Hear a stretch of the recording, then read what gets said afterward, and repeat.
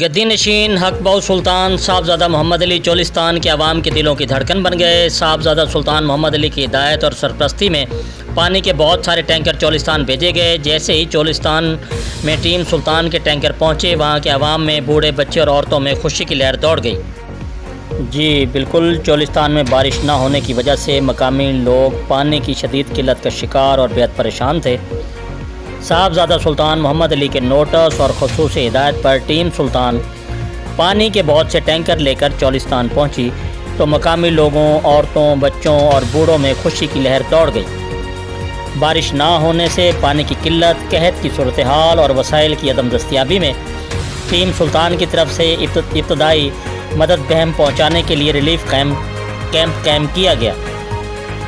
साहबजादा सुल्तान मोहम्मद अली ने ख़ुसूसी दुआ फरमाई कि अल्लाह ताला बारान रहमत अता फरमाए और हमारे मुल्क पाकिस्तान पर फजलो करम फरमाए। इस मौका पर साहबजादा मोहम्मद अली का मज़ीद कहना था कि साहिब सरवत लोगों और फलाही तंजीमों को इस कार खैर में बढ़ चढ़ कर हिस्सा लेना चाहिए। इंशाअल्लाह यहाँ पर हमारी तरफ से इमदादी सरगर्मियाँ जारी रहेंगी। जी, मोहम्मद वकास चौहान, एशियन न्यूज़, मित्रू, विहाड़ी।